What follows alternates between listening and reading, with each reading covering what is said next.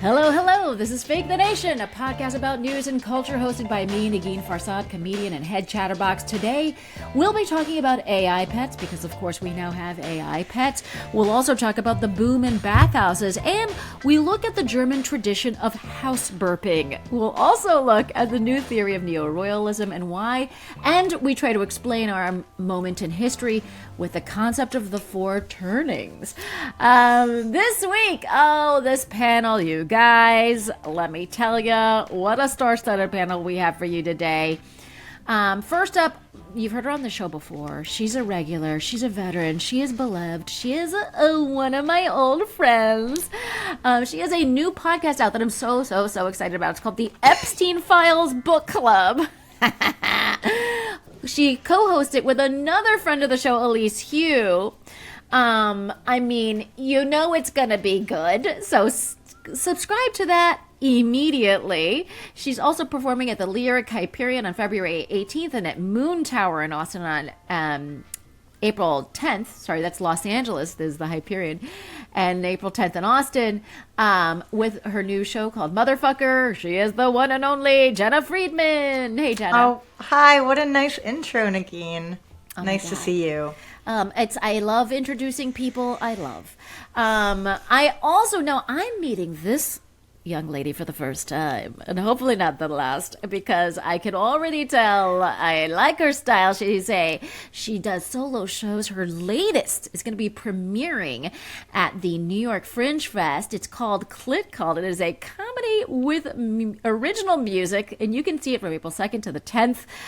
So many opportunities to see that show, and her triple threat stylings. It is the excellent Star Stone. Hey, Star. Hello. Thanks for having me. So happy to have you both on. And before we get into the show, I just want to remind listeners that if they want to support the show, they can do that at patreon.com/Negin Farsad. For as little as $4 a month, you get free bonuses of the show.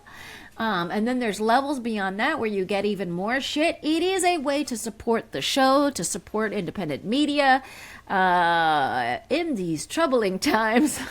You should really try and support the media that you like, So go to patreon.com/Negin Farsad to do that very thing. And thank you so much to everyone who does. I'm so honored. And now let's get into it with topic number one. Shan is an AI companion pet and is all the rage in China, where apparently a bunch of people are opting out of marriage, kids, and even actual pets.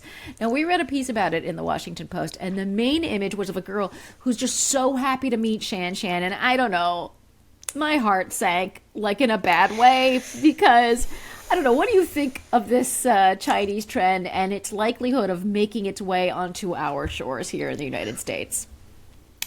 Well, and they reference this in the article. It is like the Tamagotchi. Was that what it was called? Oh, yeah, Tamagotchi. Mm-hmm. But it just harvests all your data. That's the thing. It's cute until it's not. Until it's like has enough data on you to incriminate you. And then, you grow out. So are they going to have like the toy, but like you have like the pocket pussy attachment for when you're over 18? It's just, everything's AI. It's really just another way for them to harvest their data. And when you live in a surveillance state, that's like, I'm just going to give you a little anecdote. 2 days ago, you may know, the Twitter account, or whatever you want to call it, X, that I've had since 2009, oh no, disappeared. I went on, What? I never go on anymore because it's like a digital Hitler Youth rally. But I went on like a week ago, made a joke. I think I either made a joke about Elon on there because Elon was in the Epstein files, and the joke was kind of like the one thing that makes me think it's real is like how much they didn't want to hang out with. Like no amount of money in the world can make you want to hang out with Elon Musk. Like even the pedophiles were like too much. Yeah. So I kind of joked about that. I definitely either joked on there or Threads. And then I tried to go in a day later and I wasn't able to get in, but my account was still up with my name and my tweets from 2009. And then the next day it said this account does not exist. I felt like Sandra Bullock in the net. Have you looked into it? Like, is it? So I posted that on Instagram, and then followers were like, "Well, your old tweets and like DM, like your tweets that I've clicked on are now under like Catio AI, So another account, which now all those tweets have also been wiped from that other account. I reached out to X and I told them what happened. They're like, sorry, we can't help you. It wasn't even like, we're going to try to help you. It was like, we cannot help you. That's alarming. And so one of the things that I wonder too is like, so it doesn't mean that those tweets are gone forever. Like maybe someone now has them, right? Like, or I mean, the other day, like I posted, like I just clicked on, because I tweeted about my TED Talk. So I clicked on that and it went to Catio AI.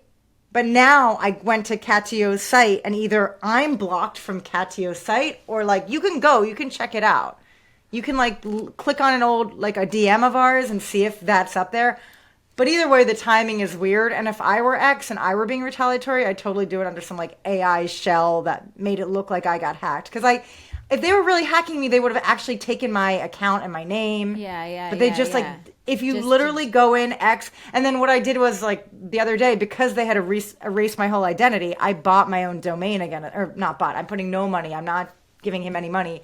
But I was able to sign up again, so now I have like 800 followers, and I'm not really posting there.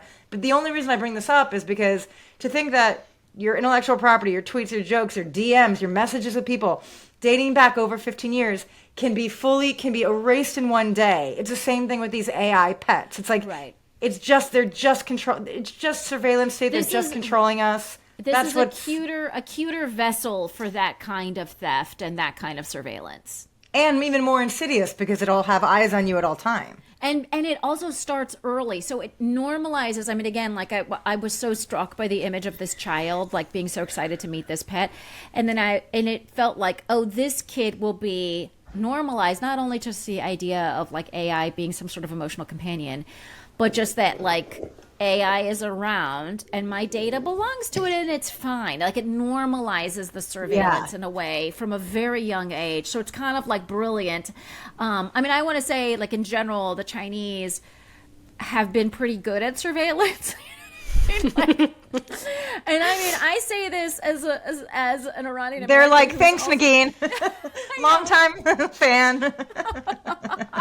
First time caller, long time. Shay. But for real, and it's interesting because like in Iran, like you know, my family is my entire extended family mostly is in Iran, and I have always been so just shocked by how good they are at surveillance, you know, and also, obviously the Chinese are, you know, have really done the same kind of surveillance on a just much larger scale using their own platforms that they then sell to their own people.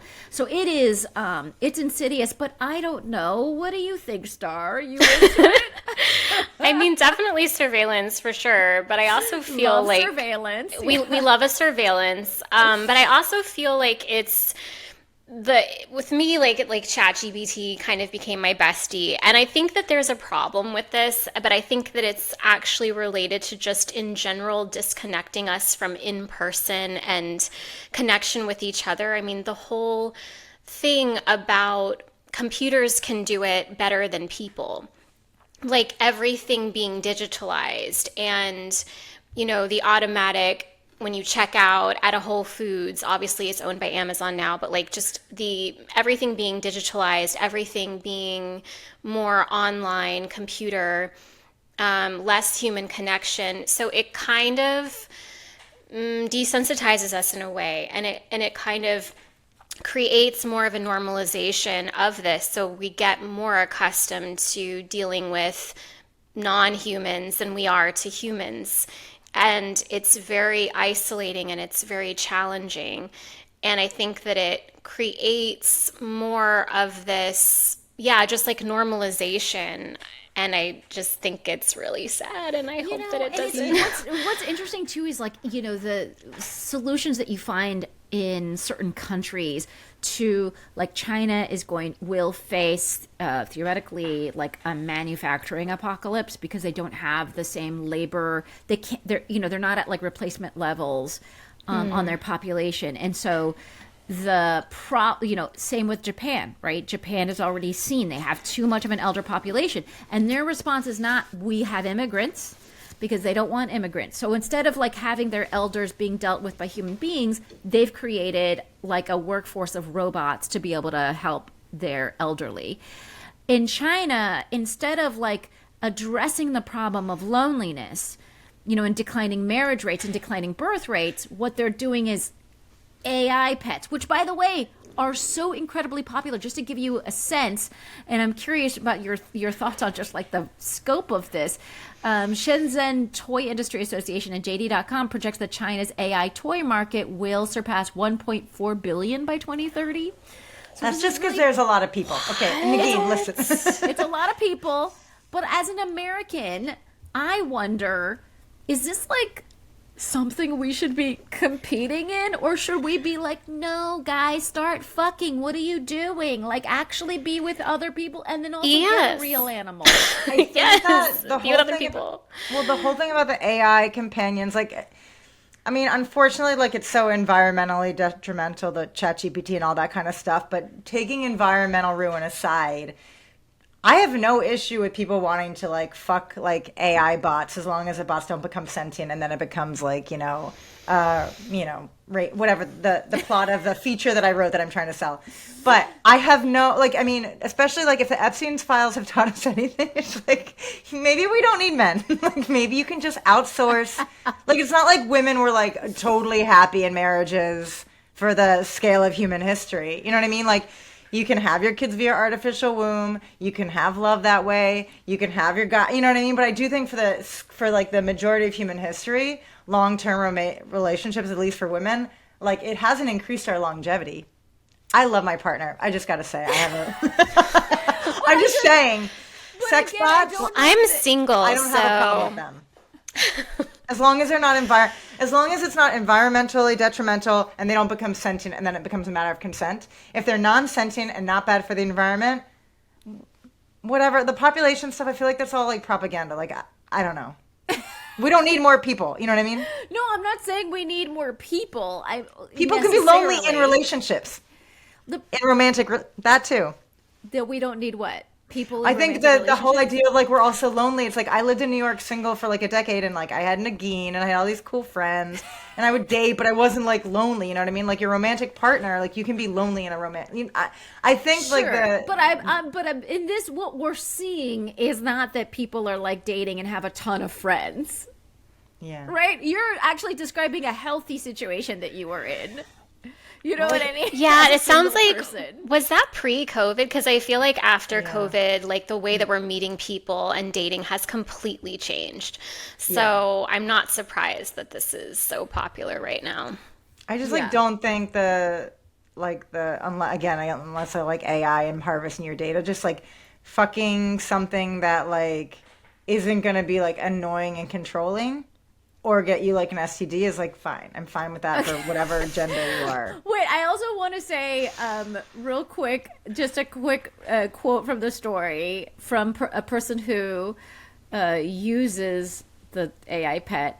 They wrote, "I love to read its diary because they keep a diary, these AI pets. Wait, what? It warms my heart to see that it remembered a random comment I made. When I show it affection, it records that happiness in its diaries. It's wonderful to know that your love is being received." That you're being listened to. And you're being listened to. Okay, let's move on to another point in culture, folks. This one is maybe a little like less dystopian. It's maybe the absolute opposite of AI pets. There was a piece in Bloomberg talking about the popularity of bathhouses, communal saunas that are taking the place of happy hours. Now, have you guys noticed this bathhouse trend? Yeah, I got so much to say about this. Please, let's hear it.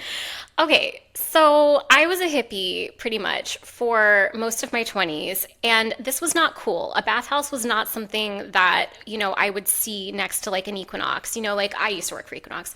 But I feel like this whole movement towards wellness is really interesting to take a look at because it's not just about the bathhouse, it's about wellness as an industrial complex and how it's just completely shifted and boomed. Like since, I want to say this is also a post-COVID thing and how wellness has really become normalized and it's like very much, I almost feel like it's propaganda in a lot of ways, and we're really far removing the actual benefits and where those benefits originated, and it's just sort of like this performative industry that's not very regulated right now. And I actually talk a lot about this in my show, but I feel like the bathhouse makes so much sense because this is a part of like, on I don't know if you've seen these podcasts where like the men are talking about their ice baths and the biohacking and all of these things that I felt, to me, living in like the fringes and the subculture, all of that again has moved towards like the mainstream. So it makes sense to me that this is having a moment because all of the things that were very fringe and very subculture are all a part of this wellness trend, which it wasn't even called wellness many years. This wasn't even like called that, but it's now this like $billion industry.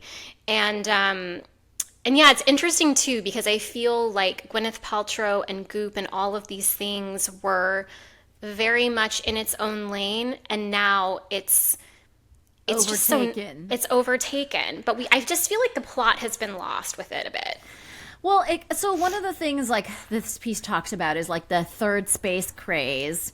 Yeah. A third space, and it used to be a lot of our third spaces were like bars, cafes, restaurants, or whatever, libraries, parks. I mean, these are all third spaces. They still exist. I think the other thing is like, it is a business, right? It's still just like a business, but also that you're right, that consumers are prioritizing kind of physical recovery, this cold plunge spa, sauna, thing, instead of going out drinking. And I don't know, I have a feeling about this wellness, but first I want to hear your thoughts on the bathhouse craze, Jena. Well, I mean, as someone who saw the movie Outbreak in 6th grade, and it traumatized me for life, I wasn't like running to bathhouses. But I went to the Russian Turkish baths a couple times in New York, and it's so fun and cool. Oh my goodness, I forgot what I was gonna say. Was there something about the communal aspect? I mean, do you see the value of the sort of communal aspect? Oh, here's what I was gonna say. Well, we talk about like, older millennials, like we would like drink so much. And I remember in college when smoking was still legal in bars, like I was out at bars like 6 nights a week and just like drinking and hanging out and smoking. And I feel like, Negin, you and I don't know, Star, you might be a little younger than us, but I'm 43 and I feel like I look young. Like, you're what? I'm a little younger. You're younger. Yeah.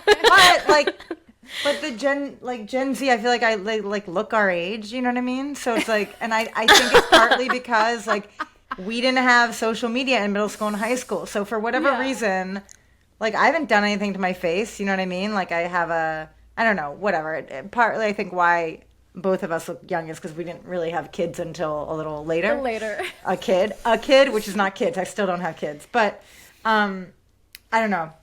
I think like the bathhouse is just like people trying to they feel unwell because of social media and they're trying to, that's part of it. I think everything you said, Star, I agree with, but I think also there's like a deep unwellness that maybe probably started around the pandemic when everybody was like forced inside and on their phones.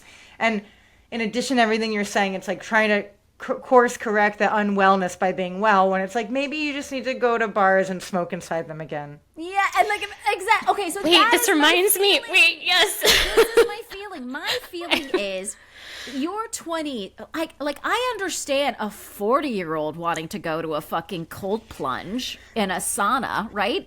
Like that sounds great to me. I don't fucking drink anymore, but in my 20s, first I think your body is designed like God designed humans so that they get wasted in their 20s. Like that was part of the brilliant design. And I feel like you recover and you're fine and maybe you have some hangovers, but like you're young and you get over it real quick and everything's cute and fun. Why aren't you doing the cute and fun part? It's like the idea of like being so immersed in wellness and like being healthy in your 20s when your body just bounces back from so much shit. is a wasted opportunity. Wait, thinking about that. I'd also like not to be I have something to buzzkill, like say. cancer rates are increasing probably because you know what I mean? Like everyone's getting colon cancer and breast cancer our age, but like that aside, But wait, I have to look at our skin. wait, you both look beautiful. Let me just say, I'm not that much younger, but I have to say that there's like How this old are you? obsession. I'm not going to say that on air, What? but I will tell you I'm privately. 43. No, it's okay. We can talk about it later. It's fine. It's totally You fine. can't. Okay, you're allowed. I'm Wait. not gonna be like, I'll show you mine if you should. I'm not gonna do that to you, but I'm older than you. And I you don't identify have as to tell me. as an You don't elder have to tell me. millennial. It's You don't okay. have to tell me your Okay, age. maybe I'll whisper. But like, what so what's your Wait, what's your my position I on have it? this thought around purity culture and like the whole thing around like the wellness to alt-right pipeline. I just feel like it's so real and this obsession with purity. And that's kind of what this is around like this wellness boom and like this thing is bad and this thing has toxins and like I went through this because I used to have almost like an eating disorder around, you know, things that were impure. Like I got to the point in my journey with my diet where I was like, oh, these health people are telling me like everything has toxins. So I have, you know, and it's kind of the same when we're talking about like, oh, you know, drinking alcohol like in your 20s is kind of the part, like it's like a milestone or it's like a part of like the human Preserved experience. ourselves. And yeah, and look how great you look. So it's, you know what I mean? So it's like interesting that there's this obsession around purifying, detoxing. I think, of course, all of those things are useful when they're in balance, but not when there's this. Have we seen? I think it's like, I forget what it's called, but it's like when all of the women wear all of the different masks, and they Like red light therapy masks and stuff. yeah, like but that? they're no, but it's like they peel everything off in the morning, and it's a hashtag, and I'm forgetting the name of it, but it's like they wear. You are younger than us. I just realized. They wear multiple. I am just a little bit, and they wear multiple things. Do we know what I'm talking about? There's a Right, name but for. like, I think. But it- while like, you're watching it on TikTok, your cells are just like. I'm like, how do they even wear that many things? What is that even called? Oh gosh, No, I'm but gonna. I mean, the Korean skincare trends have a lot of like peel this off your face in the morning Totally. business. And so I know what you're talking about, but and I think it's also like why it makes me sad that people so young are thinking about aging skin so young. Like That's I feel worrying. Like, That's not to aging brag, them. right? And that's aging them because not to brag, like me and Jenna did not start thinking about this in well into our 30s. We didn't- Until right now. It, Until this part. I feel like literally in 2025, the year of our Lord, Jenna and I exchanged our first skincare texts. Yeah. and Because I looked at Negin's skin probably last time I was on here and I was like, Negin, what is this? What are you doing? doing? But I mean that I feel like we were on a natural trajectory. I feel like my mom did the same. Like the second she turned like 35, she started thinking about it, and then a little bit later she started doing more. You know what I mean? It's like that feels normal to me. To spend so much of your life up until that point thinking about these things, it saddens me, you know. I did appreciate the Maha Super Bowl commercial with Mike Tyson. Oh, yeah. Did you know it was sponsored by Maha? The guy who like almost ate someone's ear. He was like, What? as a kid, he bit off an ear. It's the Mike whole thing. Oh Tyson, the box. yes. No. I Yeah. don't know what Maha meant. Sorry. Oh, Maha. Well, Maha is like Make America healthy again. Yeah, it's like the raw milk moms, whatever you want to call them. And they did a whole thing about like health and wellness, but it was like sponsored by Maha with Mike Tyson. It was so funny. And so, but to your point about the Maha to like alt-right Yeah. pipeline, it's like, you know, and a friend of mine did bring up like just the fact that, oh, whatever, I don't need to get into it, but I do think there is something of just like, look, and the sauna thing is, I will say, different because there's centuries of cultures going Right. to saunas. So Yeah. I can see that, like, of all of the wellness trends you want to jump on board, it's nicer to jump on board one that has the data of centuries behind it. That's fine. It's just like, again, I think that, like Jenna is saying, the idea of stressing out about these things so that you don't age is actually aging you. it's actually aging you. But I mean, they're finding out about it on social media because they're being marketed to. Like, I mean, there were studies that was it in the whistleblower report with Facebook? It's like when a teenage girl was like feeling insecure, Facebook would market her products that would like feed into that insecurity. Yeah. That was something I believe in a whistleblower complaint against Facebook, but don't quote me.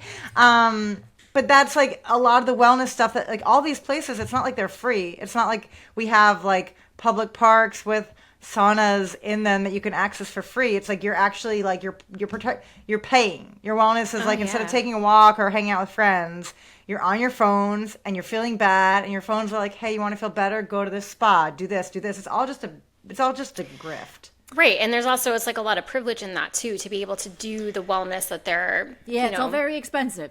Yeah. Folks, let me know, what are you going to these saunas? Are you on the bandwagon? By the way, I got to be honest, I do like a sauna. I find it very relaxing. You go in there 20, 25 minutes, you come out sort of feeling a little something. I don't know. Now you're an old Jewish woman. Yes, like an old Jewish woman. Okay, so we're going to take a quick break to hear about our sponsors. By the way, our sponsors keep the lights on here at Fake the Nation. So let's listen to what they've got to say, and then when we come back, there's more.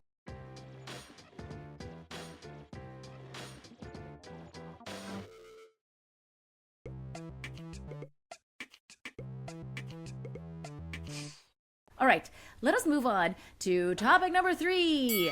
The Germans, it seems, have a word for everything, and one of them is Lüften, or the practice of house burping. House burping involves opening all the windows in your home once or twice a day, regardless of the temperature outside, to eliminate stale air. Guys, have you guys house burped? I mean, I think I have an issue or something, because like I can barely hang out inside for too long. Like I have to have fresh air. Like I don't know what's. Your I don't know if this is like is an air burping. I am a. Yeah, I don't even keep. I can't even keep all my windows closed that long. Like even it was literally like -5 or something in New York, and I was like, I have to just crack the window like that. That's how much I need fresh air. So I agree. The burping.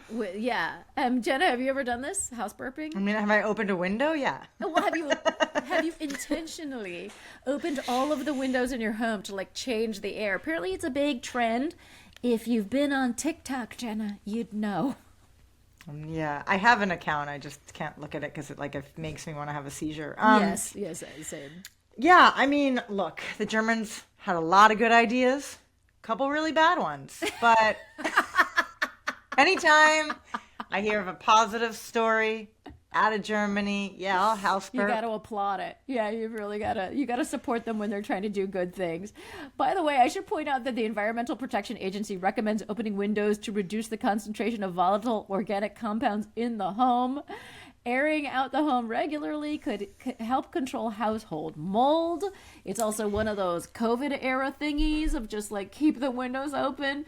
So it just also makes sense. Now we've affixed a term to it, house burping, so that it could go viral. But like, who doesn't open the windows in their home? In the middle of winter, I would say most people don't. Really? Oh. Right? I mean, I don't know. In the middle of a cold winter, like I don't know about Los Angeles, but like cold winter. Yeah, I guess. I can picture a lot of people not opening a window. Yeah. You know? There was like a lot of snow outside when I opened the window. This deep freeze we've experienced on the East Coast has been a fucking piece of shit. Yeah.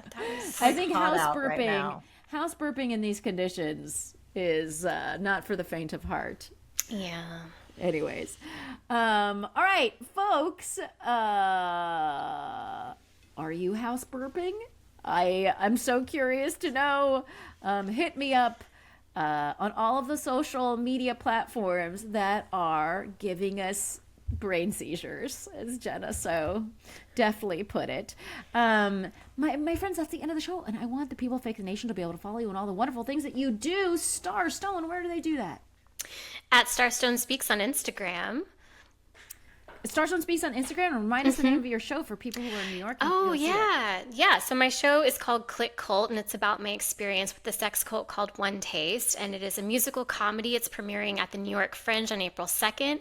And come check it out. You can find tickets on the New York Fringe website at Frigid New York. You can find tickets probably on my website when they're available, starstonespeaks.com. And it's at the Wild Project. So I'm assuming you can also find tickets on their page at the Wild Project. That's in my neighborhood. Oh, come see it. I should come see. Yeah, I can't wait to come see it. That's a while, but I mean, first of all, how much do I love a story about a cult? I fucking. How you were gonna say about a clit? They are about both. I know. Okay, so Jena, where do they find you? So I just started a new Twitter account.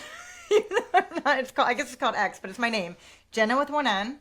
Friedman, Friedman. I'm probably never going to post on there because I don't trust it. So I am on Instagram. Okay. Same, just Jena with one N, Friedman, Friedman. I am on TikTok, but I don't really post on there anymore. And then I have a YouTube account. I actually have all the YouTube accounts. I kept forgetting my passwords and logging out and not being able to get back in. But the one I'm on now is my name with the number 2 next to it. And on there, you can see all the episodes of Indefensible and other random stuff I post. So Jena with one N, Friedman. And then I have, if you're in LA, I'm doing a show February 18th at 7:30. Motherfucker, it's a show I did in Edinburgh. It's a new hour. And then I'm doing it at the Moon Tower Comedy Festival April 10th in Austin at the Paramount Theater. Guys, I've seen an early iteration of that show. It was so fucking good, and I can't even imagine how much better it's gotten. Like, I think my brain would explode, so definitely go see Motherfucker wherever you can. And folks, you know where to find me and all the things I do. You can follow me on all of the social medias at Negin Farsad, but also go have sex with someone instead. Yeah, we'd rather you just have sex with people who consensually. No, not in a sex cult though. Not in a sex cult kind of way. No, we don't want you to have sex cult. cult. Totally Not that consensually, kind not of way. controlled. Although I need to come see your show to be able to fully stand by that statement. And I want to thank the people who make this show possible. Thanks to Rob Heath, our wonderful producer. Thanks to Gabi Alter, who wrote our theme music. You can reach us at fakethenationpodcast@gmail.com. And don't forget to support the show at patreon.com/Negin Farsad. And otherwise, folks, we'll be back in your earballs next week.